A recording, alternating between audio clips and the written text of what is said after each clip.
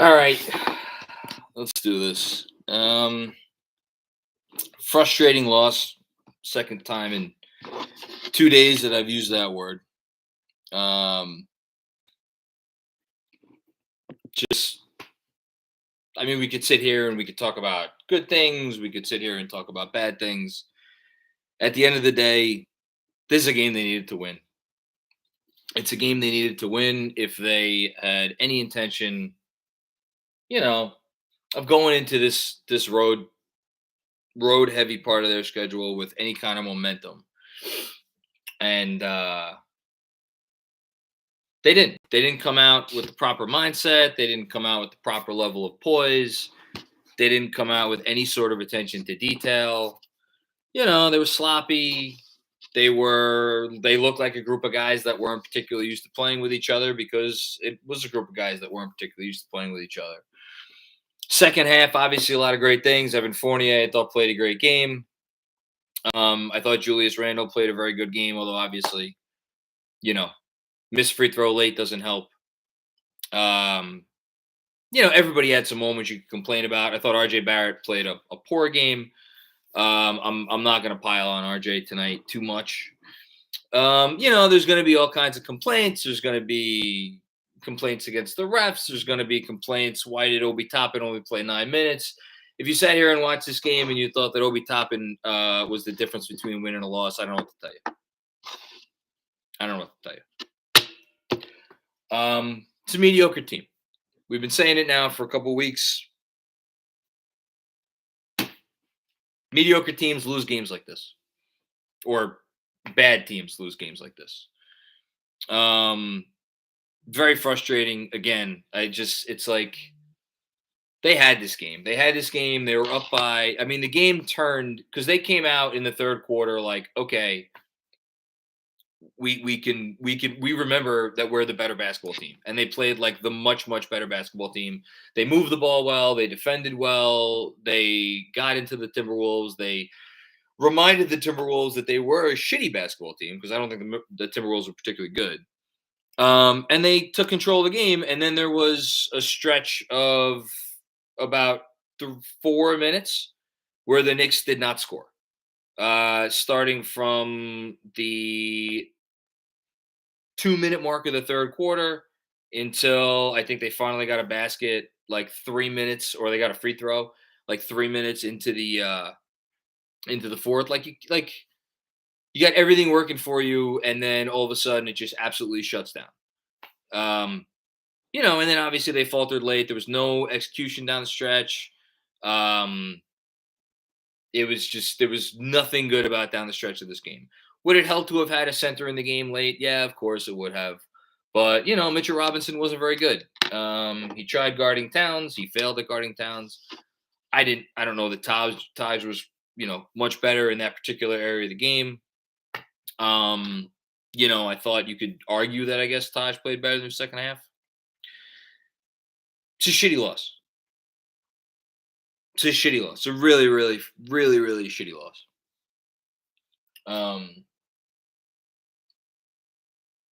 And one they'll probably look back on if things don't go the way they want it to from here on in. This is a game they could have won. Should have won. Could have won, should have won. Minnesota tried to give this game away, and they did. Okay, let's get to the comments, which I'm sure are going to be nothing but positive. Huber then. I'm not an Obi Avenger, but what Tibbs is doing is incompetent, and I'm sick of it, of course. Taj, 25 minutes every night, all foul out, and he brings in Burks, LOL. You could laugh out loud. Tibbs is bringing in the guy who's been the Knicks' best player all year. Like, you guys, some of you guys, not all of you guys, some of you guys see one game, and you want to make decisions based on 40-some-odd minutes of basketball. Tom Thibodeau's a coach. He doesn't have the luxury of making a decision based on one less than one game of basketball. He has to go by a full season sample size. And a full season sample size, Alec Burks, I know he's been struggling from the field lately, but he's been doing a lot to help this team win in other ways. Puts in Alec Burks because Alec Burks has been the Knicks' best player this year. So, to me, what would be incompetent is to put in a second-year player who the second Obi Toppin came into this game at the end, Timberwolves would have targeted. Like 100% would have gotten, I don't even, like they would have had their poo-poo platter of options. Do we want to switch Karl Anthony Towns onto Obi Toppin? Do we want to switch D'Angelo Russell onto Obi Toppin? Do we want to switch Anthony Edwards onto Obi Toppin? Who are we switching onto Obi Toppin to take advantage of Obi Toppin and draw a foul from Obi Toppin? That's what would have happened if Obi Toppin went into that game towards the end. It's a reality. I know none of you want to accept that, but that's fine. Everybody's pissed off after a loss, and everyone wants to blame the coach and the whole thing. Team played poorly. Team didn't execute. Didn't play with poise. They brought them back, couldn't close the deal. I know, by the way, the shot that didn't count that would have given them the lead was off of Alec Burks' fingertips, but I digress. Robert McGinley, so frustrating. This team made CYO level mistakes tonight, 100%. Turn the ball over. Yeah, how about instead of blaming Tom Thibodeau for this loss, how about we blame the 21-year-old who turned the ball over 7 times and shot 6 for 16? How about that? How about you look in the mirror and you accept the fact that, the guy who, again, we're all trying to put on the pedal still and have him make, not 1, not 2, not 3, not 4, all-star teams. RJ Barrett, guy played like shit tonight. He played poorly. That's why he lost the game. 7 turnovers. Give the ball to the other team twice in the last 3 minutes. And you're talking to me about Tom Thibodeau.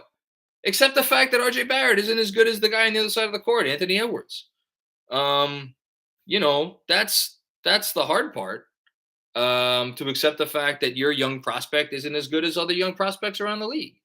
He's going through growing pains. It's okay. He's 21 years old. He's going to be fine. He's going to get better. It's not his, this season isn't his fault. But if you're looking for a reason why the Knicks lost this game, look at RJ Barrett. The guy didn't play well. It's okay. It's fine. It happens. Young kid. Again, I'm not trying to cast aspersions, but at least if you want to pump the kid up, that's fine. But if you play, where are all my? Hold on, I have to ask a question. Where are all my apology seekers tonight? If all of my people who are going to be calling for me to send an apology for what I'm saying right now to RJ Barrett the next time he has a good game, if you can kindly send me a prepaid self-addressed stamp envelope or whatever the fuck I need to send those apologies in the next time RJ Barrett doesn't have 7 turnovers and shoot 6 for 17. Again, not blaming him for being a 21-year-old who's still learning the game. But, come on, folks. Anyway, continuing Robert McGinley's comment. Didn't box out, didn't make free throws. Also, Tibbs' timeout management was awful in the 4th. I mean, sure. Okay. Would it have been nice if he had a timeout left towards the end? Sure. Is that why they lost the game? No. Forgotten NYC, one of the most sickening losses of the season. Inability to score down the stretch and multiple disgusting turnovers. RJ back down to earth, back-to-back 6+ turnovers. Again, it's not back down to earth. It's just like, this is why I wish we didn't have these people out there who would just, every time, the kid farts in a certain direction, it's like, oh my God. He's a 21-year-old kid. He's going to be a good player. He's coming into his own. He's going to be fine. I think it was a tough adjustment for him playing tonight with Kemba back. He was clearly looking to prove a point against Anthony Edwards. Didn't work out so well. It is what it is. It's just, he's 21. He's learning. It's tough though, because a lot of teams around the league don't have to rely on 21-year-olds to win games. The Knicks do, because they don't have a lot of talent. So, Michael Aaron, this sucks, but I love the playbacks. Thanks, guys. Yeah, apologies to anyone who was on the playback that I wasn't able to join for the last, quarter and a half. Internet issues at my house or issues with playback. I don't really know. Hopefully it was a one-time thing and be better next time. Kevin Danishevsky, what's going on, Kev? I know you won't like this. Sorry, whatever. But I'm going to second best guess Tibbs here. From my vantage point, I don't think Burks is the right sub there. I mean, again, he's been the Knicks' best player this season. I don't know. I don't know how else I could say that. He's been the Knicks' best player this season. He's been their most consistent player. He's been a guy who, like, how many times? Like, I don't have the time or, quite frankly, the energy to go back and do this. But like, how many times have we had games where Alec Burks has not had a great game for 3 quarters and then comes up massively in the fourth quarter? It's happened a lot since he's come here. And during those games, I get on here after the game and I say something nice about Alec Burks, and I have other people in here being like, "Oh, I don't know why I ever doubted Alec Burks." Well, um, you gotta not. It's okay to get caught up on the moment. I'm getting caught up on the moment because I'm fucking pissed at this loss. But like, place blame where blame is due. There was Alec Burks wasn't on the court when they didn't execute down the stretch of this game. Um, it's a team loss. Like, nobody played well enough to win, other than maybe Evan Fournier. And Evan Fournier had some poor shots down the stretch, bad turnover down the stretch. I don't know, like, who else on the bench. Quentin Grimes 1 for 3. Quickly was 1 for 2. Toppin hit a shot. Okay, like I don't know where the player was that you were turning to here, where it was like, oh, how is that guy not in the game? Hold on, super chat's spazzing out on me, as it often does.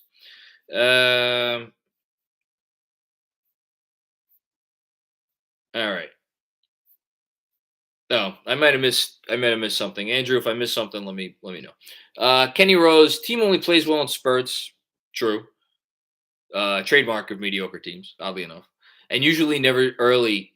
No bench without Rose. I mean, they have a bench without Rose. I think the bench has played well at times, but they don't have, like, the bench is no longer their strength, especially that Burks, I think, is getting worn down. The reason I wasn't too worried about it tonight is Burks only played 17 minutes. But in a lot of these games that we've been seeing Burks play a ton, he definitely has been getting worn down. Derrick Rose is a game changer. Changed their season last year. Hopefully he changes their season when he comes back this year. IQ is really a 2 point, is really a 2. Yeah. I mean, he's a combo guard. 9 losses coming after this week in that stretch. I mean, we'll see. I'm not out on the season or anything, but it's a bad loss. From Ryan Huang, crushing loss, but is it safe to say we might have found an identity? Attack the basket, hustle, and be aggressive. Just need to execute it for 48 minutes. I mean, I think that's been their identity all season long. It's been attacking the paint and taking and kicking out to threes and letting guys shoot threes. They also have some guys who are comfortable taking threes off the dribble. I don't know. To me, they don't have. See, this is the problem. And Kemba hit some massive shots tonight. Massive shots. And again, I don't put the defensive blame for this season or for this game, quite frankly, on Kemba. But, like, they don't have the talent to have an offensive identity. I think that's why last season was so good, is their identity was defense. And defense, you just, you have to try hard. That's why it was an identity that worked for them. I don't think, like, the notion of having an offensive identity with such limited offensive, or let me rephrase that, such inconsistent offensive players, I think is, that's harder. I will say that I think they're finding their way out of the Julius only, like, whatever area that they existed in. I think they're getting better, like, but they're still not there, and they still limit, like, lack offensive talent. Hush Zoo. RJ good, Ant is great. That's the difference. End of convo. I mean, I think RJ could be great. Like, I think Anthony Edwards is, like, one of the most physically gifted, like, skilled wing players to come out of the draft in a long time. The reason why a lot of people wouldn't have taken him first had to do with, like, decision making and, like, how much does he love the game and all that stuff. RJ doesn't have those gifts. That's not RJ's fault, and I think RJ makes up for it in other ways. I think RJ's a really hard worker, despite some questions we've had about that this season. I think he is a hard worker. I think he loves the game. I think his intentions are in the right place. Like RJ, if RJ grows to be like a better long-term prospect or a better long-term player than Anthony Edwards, that wouldn't shock me. Because I don't know if I could trust Edwards. But like just on a talent basis, and like tonight you saw, there's different talent levels. Again, not RJ's fault. I'm not blaming him for it. Continuing with Hush's comment, this is why Mitch is so polarizing. He's so bad against stretches. Tibbs made the right choice. I mean, yeah, Mitch is a really, really, really, really high-level backup center on a really good team, and he's the best starting center option we have. He's just, again, inconsistent, not a perfect player, gets exposed at times, can do really special things. Other nights he's going to look bad. Tonight he looked bad. And it was, no shame in looking bad against Karl Anthony Towns, who again is like, that dude's just, the fact that dude's career has been so middling with the talent he has. Like, I'd rather have anybody that we have on our team than, I shouldn't say that. I mean, I'd like Karl Anthony Towns, but like, if I was a fan of the Timberwolves, I'd be incredibly frustrated at Karl Anthony Towns because he has more talent than any center in the league probably, and he just hasn't made the most of it. But he did tonight at times. The Neil's next door. Needed this win, but at least we've seen some glimpses of stuff. Yes, we did. My biggest takeaway for me is how much we really need to figure out the point guard position. Yeah, I mean, I think Kemba was at his best tonight when Kemba was doing Kemba things, which involves Kemba having the ball in his hands, shooting it.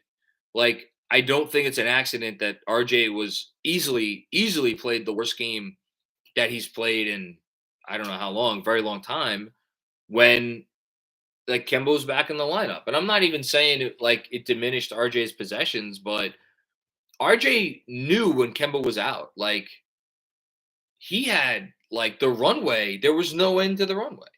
The runway just went on into the horizon. Like, that's a really great feeling if you're RJ Barrett to know, like, fuck, we don't have any point guards. Alec Burks is my starting point guard. Like, Julius Randle is willingly being like, here, kid, go get it. RJ Barrett could fuck around and do whatever he wants. Like, I have to think that mentality going into those games helped him a lot. And now tonight, Kemba was back. So it's like RJ is like, all right, I got Kemba here. I got Julius here. I think it had to fuck with him a little bit because it can't be a coincidence that he played so poorly tonight. And again, who do I blame? Am I blaming RJ? Not really. Am I blaming Kemba? Not really. Am I blaming Tibbs for putting Kemba back in the lineup? I mean, it's not a great situation, and these are tough conversations to have about imperfect players. It's just real frustrating that, again, they were so, despite all of the issues, they were so close to a win tonight and they couldn't get it. I don't know what the answer to the point guard position is. I don't know if they find it this year. Guy Huber then, Burks had literally nothing tonight. Literally. I mean, again, I don't know how we're supposed to judge. The guy didn't he take 2 shots? Took 3 shots. Didn't get to the line. He had 4 rebounds. Couple of turnovers. Like, no, Burks did not have a good game. But you're making a decision about who should be in the game at the end of the game based on this game. And I'm saying the head coach makes his decisions based on the prior 44 games and the season that he just witnessed before this season, in which Alec Burks was pretty good. Like, you can't, you got to trust I know, by the way, you only put Burks in because Taj Gibson fouled out. Again, I don't blame him for trusting Burks there. Not one bit. Dan Hidalgo, 18 turnovers, blown fast breaks, yes. 50-50 balls. It was a game of almosts. Yeah, the turnovers, again, were just – it's really tough. And again, RJ had 7 of them. He's going to be better. He's going to be better. It's part of the growth process, part of the learning curve. It's a good investment of their time to continue giving him opportunities to learn. Some nights it's not going to work out. Tonight it didn't. It's annoying. WG. The bench has been horrible. Teams are game planning and trapping IQ up high, knowing he struggles to run an offense. The game was lost in the beginning of the fourth quarter. IQ's struggled running the show. They need Derrick Rose back. I don't want to say the bench has been horrible, but they haven't been different. I mean, we're used to having the best bench in the league, and we don't anymore. They've struggled for sure. Pro Gills, thank you for your contribution. We appreciate it. Jared Macher, I'm fine with this team being sellers at the deadline if the right deal isn't there. This team doesn't seem competitive. I mean, they're competitive. They're a game under 500. I mean, competitive for what, I guess, is the question. Are they competitive to, like, win a playoff series? Probably not. No. Not as currently constituted, at least. But they're competitive. I mean, they were competitive tonight. They were down by 10 at halftime, came out, a lot of fight, took a 9-point lead. Like, that's competitive. They're not going to be sellers at the deadline. Like, they're not going to be sellers at the deadline. So, should they be? I don't know. There's a philosophical argument there that I'm not really willing to engage in at this point in time. If you want to say that they should sell at the deadline, I'm not going to tell you you're wrong. I will tell you that they're not going to, barring something insane happening. But, like, if you're the Knicks, you just came off your first play or one of your, your first playoff appearance in like 8 years. You have a chance to make the play-in again, and if you win a couple play-in games, or if you're in the 7-8 seed, one playoff game, you go back to the playoffs. That's 2 playoff appearances in a row. Around these parts, that's pretty notable. And plus, like, what are they getting if they sell at the deadline? Abe. So we're going to ignore RJ's 2 turnovers and missed free throws. I love the kid, but come on, RJ, cough up this one. Yeah, again, I'm not ignoring them. I'm not going to harp on them. He is a young player making the mistakes that a young player is. My only polite request on RJ Barrett is that, again, like, let's just let him be what he's going to be. Not put him in the Hall of Fame, not bury him as a bust. He's somewhere in between. That's all. He's going to be fine. He's a good player. He had a bad game. But if you're asking me who deserves the most blame for the loss, yeah, it's RJ. It's unfortunate, but it happens. Haitian Ferg. Enough with the Obi talk. The bench was trash today. No defense, no offense. We didn't lose due to a lack of Obi. We lost this game in the first half. RJ killed us tonight. Tibbs made adjustments and put us in a position to win. Adjustments. The thing you make at halftime. The thing that sends a team from being down 10 to up 9 in the span of 8 minutes, 9 minutes. But we don't want to talk about that, right? No, I don't. It's not fun to praise Tibbs. It's not fun. So, yeah, I mean,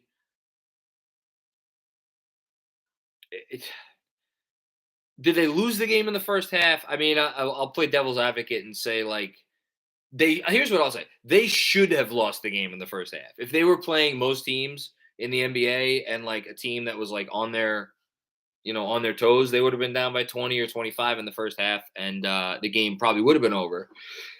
But they weren't. They were only down 10.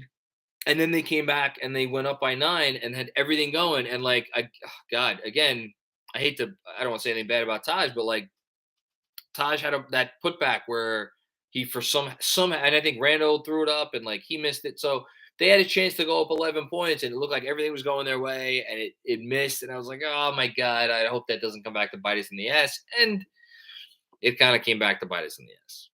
So that's frustrating. Yeah, they had to put this game away. The game was there for them to put away, but they didn't. Brian Benjamin, we should rein in RJ a bit. The loss isn't on the coach. Yeah, I mean, reining in RJ, the most important thing this organization could do is help RJ become a better player. I don't know, is there a little bit of like less is more at some point? Like, do you just let him go out there and make the mistakes and let the chips fall where they may? I don't know the right answer to that. I don't think anybody knows for sure the right answer to that. But yeah, I mean, if you're watching this game and you're like, I really wish we wouldn't have let those turnovers happen. I get it. That's fine. I just I'm if there's one guy that I'm cool with like learning on the fly, it's RJ. And again, obviously, I say this as someone who is not like some kind of crazy RJ fan here, but I think he's good, and he's worth the time. Charm City Knicks fan, pretty simple. No bench tonight. Is that the very least thing we could try to shore up at the deadline? Also, hit your free throws at home. Shout out to Jack Bailey. Yeah, I mean, if you just want to go down the litany of reasons why they lost this game, 18 turnovers. That's a thing that happened. 9 missed free throws. People are gonna. Here's the thing, and like, I'm glad maybe it's in the regular chat and I just haven't seen it. I'm happy people aren't going too crazy about the missed Randall free throw. Randall got to the line 11 times tonight. He was 9 of 11. He almost had a triple double. I thought he played for the most part really well. It sucks that he missed that free throw. He's not a good free throw shooter when the pressure is on. I don't think there's any denying that. But like, RJ 3 for 6 from the line. Kemba missed 2 free throws, although you can kind of forgive that because he's been out for a while. Quickly missed another free throw, although he's allowed. Yeah, it's just, yeah. They also shot 31% from 3. Yeah, just frustrating fucking loss.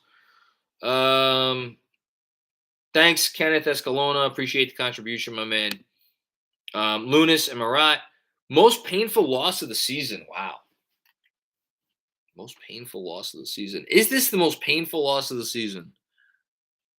I don't know. I don't know. Different people experience different pain in different ways. Like, I think if you were like, the most painful loss of the season was the game against Denver where they weren't even close because they didn't show up.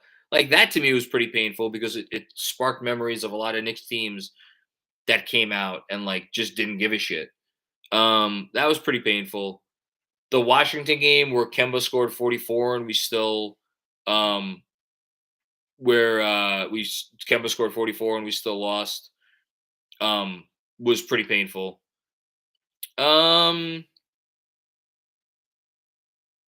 This is up there though. This is up there with most painful losses. It might be. Yeah, I mean, the Brooklyn loss was not well. They played well in the Brooklyn loss. Yeah, this. You know what? You might have it. This might be the most painful loss of the season. Congratulations, Lunas. RJ broke my heart. These will happen to 21-year-olds taking on more playmaking duties for the first time, but the hate tonight is deserved. Again, it's not hate. It's just like, everybody's frustrated. We're all frustrated. Worst loss of the season, second worst loss of the season, whatever your number is. Like, it sucks. And it's just about like kind of calmly and rationally identifying the reasons why they lost, as opposed to like getting crazy and just going with the same shit that we always say. Anthony Sixto, what's going on, Anthony? Touch fouls, baited fouls, no call on the Fournier turnover, No call on RJ being shoved off a steal. Yeah, no, I 100%. The refereeing was bad again. So brutal stretch of officiating in the end, especially for a home game. Had chances, but should have had more. Yeah, I mean, it's always tough to like talk about the refereeing in a game where the team clearly left a lot out on the court. I guess would be one way to put it. But was the refereeing good tonight? No, it was not good. They shouldn't have needed the refs to get them over the finish line, I guess. Matt from Australia, our friend down under. What's going on? Got up at 4:30 a.m., flew interstate, and met up with at Weeze88. We were screaming our lungs out at a pub in Sydney, which is not the capital of Australia, by the way. Needed W against the Pelicans badly. Well, I'm happy you were showing your support. I'm sorry they couldn't pull it out for you. Yeah, they need a win against the Pelicans. My God. If they start off this fucking homestand 0-3. This win would have made the Hornets game like semi-acceptable. If they had come back and won this tonight. It's frustrating. Jason M. The same people who want the offense to run through RJ are blaming Tibbs for the loss. Tibbs made defensive adjustments that worked in the second half. Yeah, and if they didn't have their centers foul out, maybe it's a different game. But yeah, good comment, Jason. Keith Knighton. I've asked this question before. Sorry, I'll ask it again. At what point does this season get away from you before you make a move? Come on. I just look, I'm all for bringing in Jalen Brunson or, Jalen Brunson. I don't know who on the trade market. Here's the problem. So there's a couple problems. One, there's not a lot of guys out there on the trade market. We've talked about the couple of guys that are out there. Miles Turner just went down with an injury. Jeremy Grant makes no sense for this team. Eric Gordon, do you really the Rockets want a first-round pick for a guy that is whatever he is, 34 years old, and is not going to be part of your future? And as the Knicks, you are not in a position to be making a win-now trade that doesn't also potentially have benefits down the line. Who am I forget? Do you want you could probably go get Robert Covington or Yusuf Nurkic from the Blazers? Are either of those guys changing your life? I don't think so. There's just not a lot of moves out there other than, the guys that we always wind up talking about. Jalen Brunson, De'Aaron Fox. Okay, so De'Aaron Fox has had a terrible year. I think he's really good. I think he's a buy low candidate. The Kings aren't going to give him away. And then Brunson, everybody's concocting Brunson deals. I keep going back to it. Dallas is going to have to be willing to get worse this season if they want to make a Jalen Brunson deal. Are we sure that the Mavs are willing to be forget about the fact that they may actually go into the tax and keep Brunson next year, which we don't know for certain if that's going to be the case or not. But they're definitely going to have to get worse this year if they trade Brunson, because nothing the Knicks are going to be willing to send back is going to make the Mavs improve. So I don't know that that deal is out there. I don't know what deal the Knicks have a bunch of pretty good basketball players. They just haven't really figured out how to play well with each other when they've all been healthy. I think rather than make a move that is not the right move to make, just get your basketball players that you have here now on the same page, playing well with one another. Hasn't happened yet. So, maybe it will. Okay, we are again. Okay. Thanks everybody, by the way, in the chat and in the super chat, and everybody who hit their like button and You guys are awesome. Appreciate it. Sorry, I'm like a little feisty tonight. It's just I'm so fucking frustrated after that loss. You have no idea. I mean, you do have an idea because you're all frustrated too. James Choi, Andrew, if I missed something, let me know. James Choi, agree with you 100%. This is a mediocre team, especially without Rose. RJ had a terrible game, and he'd tell you the same thing. He's learning. I think so. He's usually pretty honest about. He's a good assessor of his own game. Can't put this loss on any one person, especially not Tibbs. Yeah, it's not on any one person. Just about 7. Okay. Andrew, let me know. Put anything I missed in the pinned tweets. This is from Jeremy E. Your RJ Barrett hate is completely overreactionary. When he puts up 30 on Thursday, you will look foolish. Okay. Again, it's not hate. It's just calling it like it is. I don't hate him. I think he's going to be really good, and I think he has times where he's really good right now. He wasn't very good tonight, and the notion that we need to look for boogeymen to blame for a loss that was like, if you're gonna say one person is to blame more for the loss than anybody else, let's at least be honest about who that person is. Doesn't mean he's a bad player. Doesn't mean anybody hates him. Doesn't mean any of those things. And again, it was a team loss. It wasn't like everybody else played great and RJ played terribly. It was a team loss. Danny Gardner, tough game. RJ's going to have these nights when you run through him. That's a good thing. Devin Booker the first few years. Yeah, for sure. Devin Booker was pretty lethal shooter, though. Also, how did the refs not call a push on that deflection with what else they called? Yeah, the deflection, I think when RJ had it at his fingertips and, they missed that call. Should have never come down to that. But yeah, they missed it there for 100%. This from Ryan. How about we blame this loss on the missed free throws down the stretch by RJ and especially Julius, who seems to always miss important free throws in close games? Yes, Julius is, again, atrocious at free throws in close games. He's not good at them.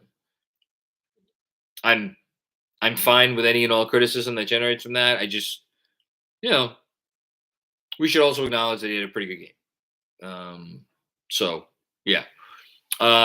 JS, tough loss. Some takeaways. Mitch's screens suck. Yes, they do. Mitch's screens are not good. They've never been good. I doubt they ever will be good. Yet another reason why on a really, really good team, he's probably your backup center. And if he's your starting center, you're probably never going to be a great team. IQ stops his dribble too early. Yeah, I mean, I think his handle just isn't where it needs to be yet. I trust him that I think he'll get there. RJ has no dribble to separate. It's a thing he needs to work on. You can play RJ a certain way that makes life very difficult for him. And you could jam him up and you could force him to take bad shots. Yeah. We need a stretch 5 and Rose back soon. Yeah, we definitely need Rose back. Do they need a stretch 5? I don't know if they need a stretch 5. Would they like a stretch 5? Sure. Every team would like a stretch 5. I don't know if they need one. This comment is from Greg Film Stuff. Randall played great, minus the free throws, and fans chanting for Obi when Jules is at the line is ridiculous. I fucking hated that. I hated that. I hated, it's not good for anybody. It's not good for the team. It's not good for Julius. It's not helping them win the game. And you know who else it's not good for? It's not good for Obi. What do you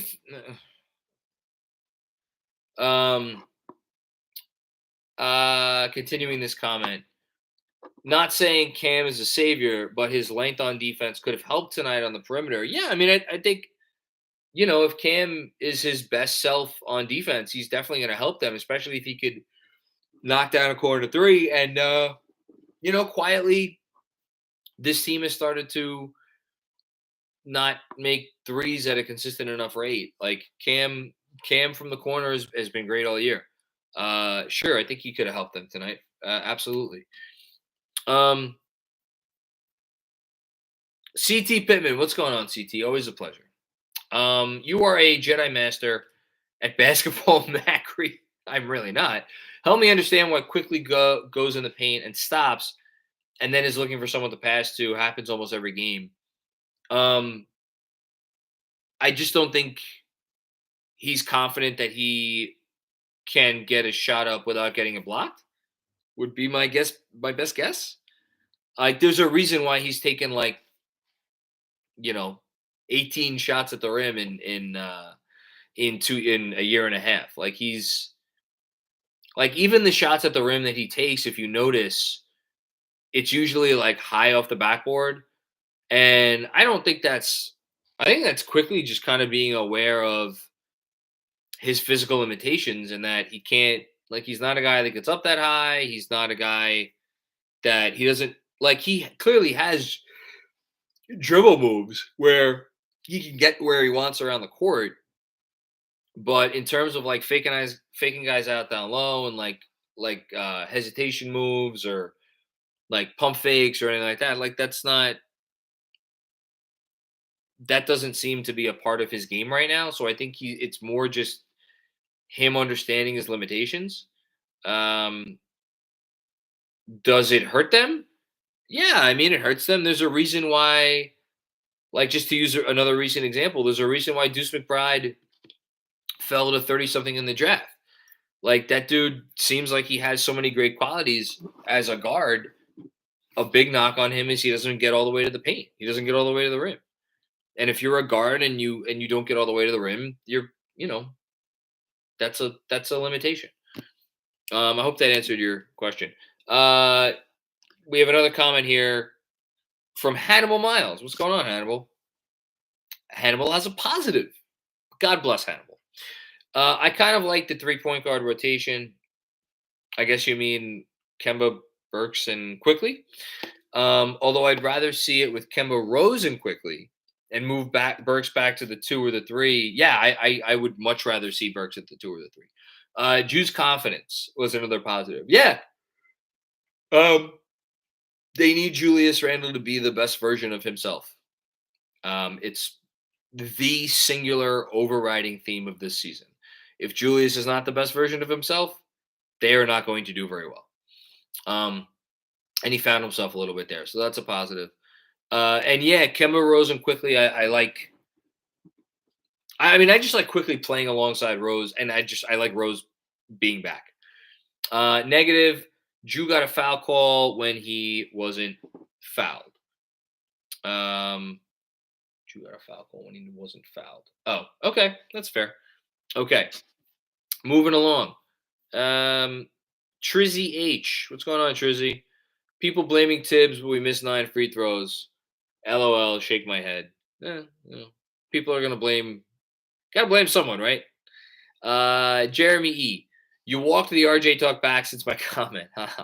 Yeah. I'm just like everybody else. I'm very frustrated with this loss. I'm still frustrated with this loss. I've been talking about it for 45 minutes. Andrew, let me know who this is from. Oh, we got Shamik Gayan. I hope that's pronounced correctly. Man, it would have been nice to have Rose in this game when Kemba was sitting and down the stretch. Would have avoided a lot of those end of game turnovers. Like, I'm not saying that put up Tibbs for Coach of the Year, but like since Derrick Rose got here, Derrick Rose was the Knicks' best player.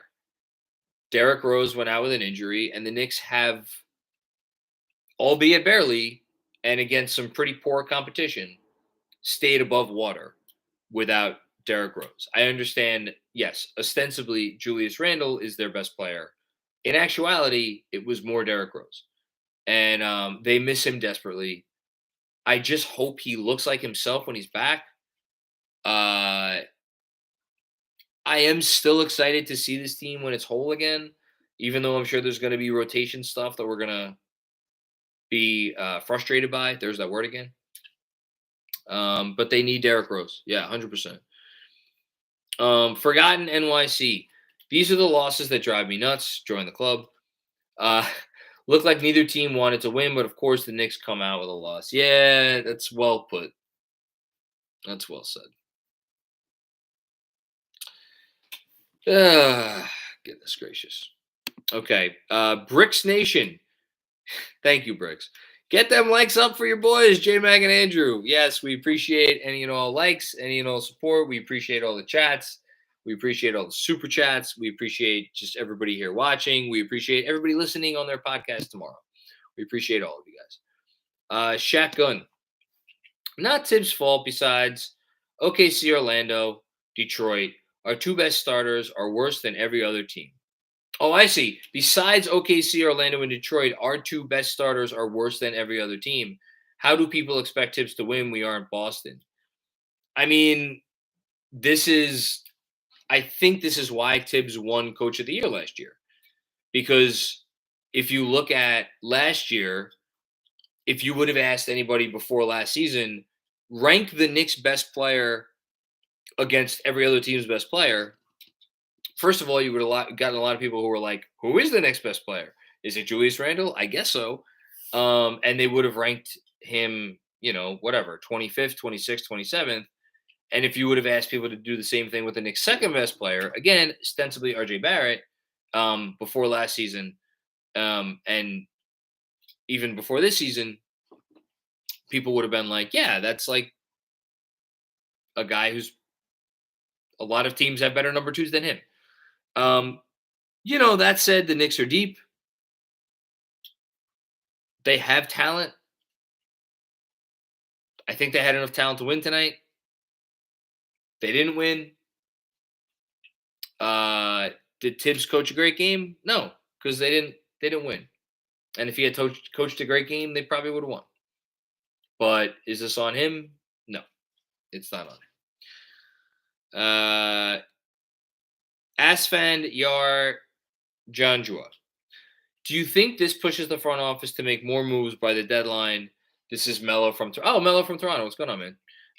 Thanks for joining the super chat again. Sorry I couldn't be there till the end, or at the end. I blame all technology.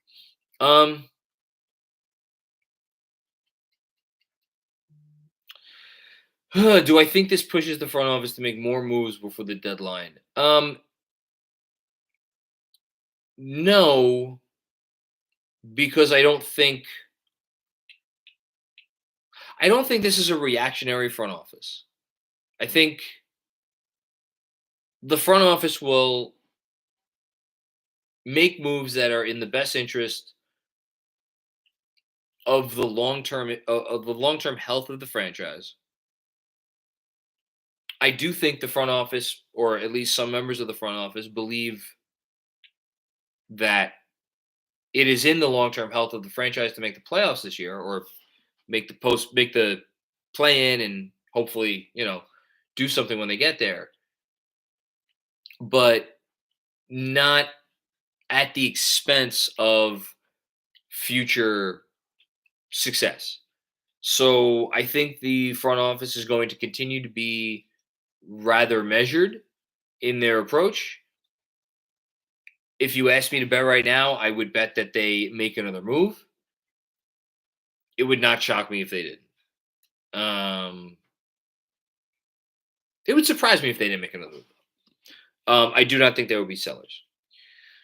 Richard Bourne Vanek, what's going on, Richard? Sometimes the inherent gradual nature of improvement is maddening. Richard, always with the wise words. Thank you, Richard. Tonight was such a night for our Knicks. Player growth is not a linear vector. Man, we got vector into the chat here. There are pauses in growth rate, patience. Yeah, it's Richard, you're a wise man. I try to have patience in here. I'm not always very good at it. I agree growth is not linear. It's just really frustrating when it's right there for you. It's right there for you. And you can't grab it. Especially since they grabbed it so often last season. But not tonight. Rob Philusma. What's up, JM? Hope it's all groovy. I don't know if it's all groovy. I don't know what adjective I would use. It's not groovy, though. So what about Deuce? We talk about needing a point guard. I wish Tibbs would put him in more. Um, I don't think Tibbs trusts him. I think Tibbs, whether he's making too much of them or not, I think he saw some limitations. Um, would I be upset if we saw more of Deuce? Absolutely not. But again, is like, was Deuce being in there going to win them this game? I don't know. I don't know that I could say that. You don't know. 2G. I don't get why Tibbs didn't challenge that flop call from Beverly that took Taj out. That's a fair call. I don't. I know there are. I don't. I'll be honest with you. I've not memorized the challenge rules. I do know that there are certain calls that you can't challenge. Um, whether something was a like, you could definitely challenge a block charge discrepancy. Can you challenge a flop? I I guess maybe probably. I'm trying to think outside the box here. Did it seem worthy of a challenge? Yeah, for sure. Um, but at the same time, again, and again, this speaks to the earlier comment about Tibbs blew it because he used too many timeouts. Like, if you lost the challenge, you would have lost a timeout. Running low on timeouts, maybe you didn't feel like it was worth it there. Um, Parrish Duggar. Oh, here we go. Andrew just texted me. You can challenge it if it was a foul, and then it's up to the ref to say whether his own judgment was wrong. Uh, yeah, I don't know. I don't know with the timeout situation there if it was worth it. Parrish Duggar, look, man, blaming Randall tonight is ridiculous. RJ Burks, Taj, Mitch, quickly, nothing. Zero. You have to push back on this Randall crap, Jonathan. The only reason I haven't pushed back on the Randall stuff is because I haven't seen it in the super chat. And again, God bless everybody in here. Thank you so much for all your contributions. Most of the time, the only comments I get to see are the super chats because I'm just trying to get them all read and get out of here in under an hour so I can go attempt to write a newsletter about this game. If there's been people killing Randall in the chat, I said it before. I'll say it once again. I don't like. Look, there are games to get on Randall. Tonight's not one of them. The dude hit a bunch of big shots, got to the line, blocked 4 shots. I think, right? Didn't Randall block 4 shots? Maybe I'm imagining that. No, he blocked 4 shots, 9 assists to 3 turnovers. Guy was a +9 on the night. Played 39 minutes. He was a +9. Like, you know, that's as good a game as you should expect from Julius Randle.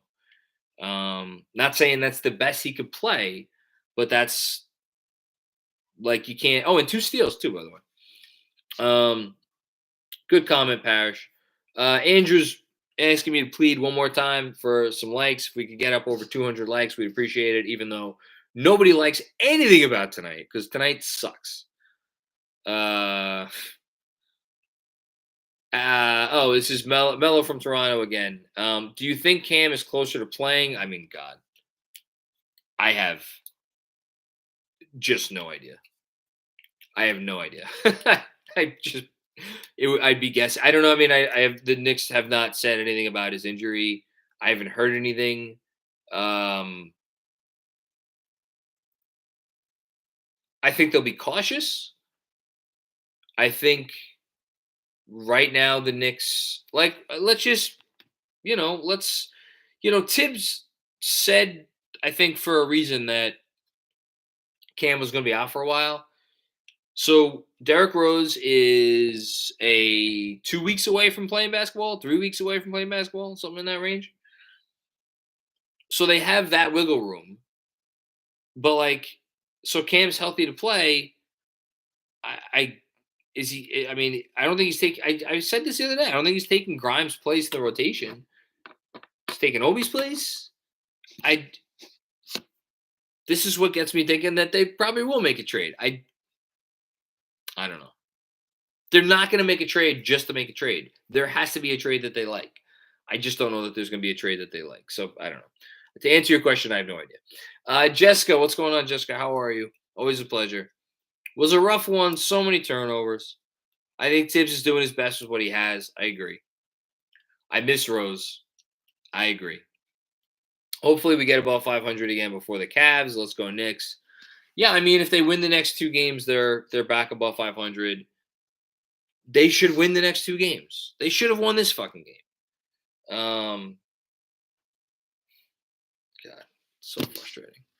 Such a frustrating fucking game.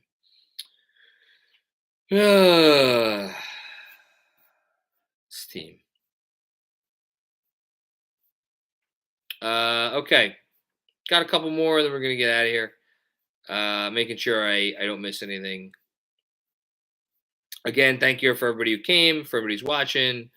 CT Pittman back for more. Thank you, CT. In your opinion, what is our biggest offensive weakness and defensive weakness? And what would be your remedy for each? I mean, I don't know how. I think our biggest offensive weakness is they don't have an elite shot creator. I mean, is that the easy way out? I guess that's probably the easy way out. Like teams that have an elite shot creator, everything they do is a domino effect from the elite shot creator because the elite shot creator makes enough shots to keep you honest and like draws enough attention that in a perfect world they're making the right passes. Like when you have that guy, it changes everything. And Julius Randle was like a commensurate version of that guy last season. He's just not that version this year. I'm trying to think if I could give like another answer.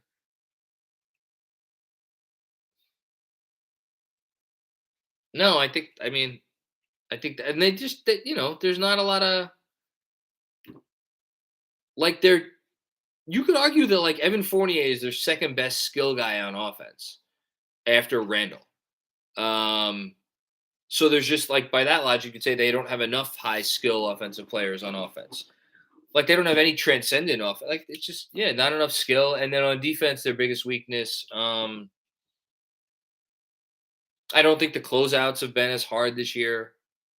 Um, just like kind of that extra edge has been missing. But to not over helping, but like helping and not really like when you help, like you have to make such a great effort to make sure that your help is not a domino in a chain to something bad. And like that extra effort hasn't been there this year. Or it's like it's if it's not help, it's like giving guys too much space. It's like that stuff. The remedy for each would be just get a better get a star on offense. On defense, I don't know. Lock it in more. I don't know. I wish I knew. Lunas Amarat with house money on it. What seed do the Knicks finish?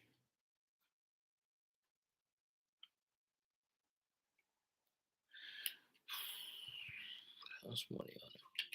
With house money on it, I want to go 9 or 10. Let's go with 10. 10. Jonas Plout. At this rate, if you did playback for every game, Fournier would break Kareem's record and Steph's record. LMFAO. Yeah, Fournier is pretty good on playback. He knows when to pick him. We're gonna do a playback early next week too, because again tonight was kind of a dud. Dom the dentist. Root canals for everyone after that loss. Amen to that. I love this bit. Dom the dentist. Thank you. And one more from Dom the dentist.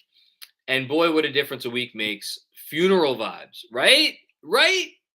It's not even a week. It's a couple of days. It's just 2 days. There we were flying so high. And then back down there. That's baseball, Susan. Lots of whiskeys in the chat, it seems like. And Kevin Danishevsky, I think this is probably going to close us out unless, Andrew, you tell me there's anything else. Get out of here right about the hour. By the way, I wasn't upset per se when they went with Burks, although I disagreed. But you know how much I love Grimes. And I like the relative hot hand there. Yeah, I mean, if he brought in Grimes, I wouldn't have minded that. But he didn't. Okay, thank you for tuning in. Tough loss, but misery loves company. Yes, it does. Thanks for getting us up over 200 likes. Yeah, I'm going to shout this out. Very, very, very, very, very special KFS podcast featuring Chris Herring, author of Blood in the Garden, the flagrant history of the 1990s New York Knicks. Just an absolutely phenomenal book. I had the pleasure of speaking with Chris for almost an hour and a half earlier tonight. It was one of my favorite conversations I've had since becoming the host of this podcast, since starting this podcast, I guess. Check that episode out. I think Andrew meant to write that it drops tomorrow night at midnight. But yeah, great episode with Chris. And more importantly, get Blood in the Garden if you have not already done so. It's a phenomenal book. It'll be instantly one of your favorite basketball books. And honestly, it'll be instantly one of your favorite books, period. It's that good. He's that good. Okay. That's it. Thanks everybody for checking us out. I'm sorry. This team is so goddamn frustrating. I hope you have a good day tomorrow. Later.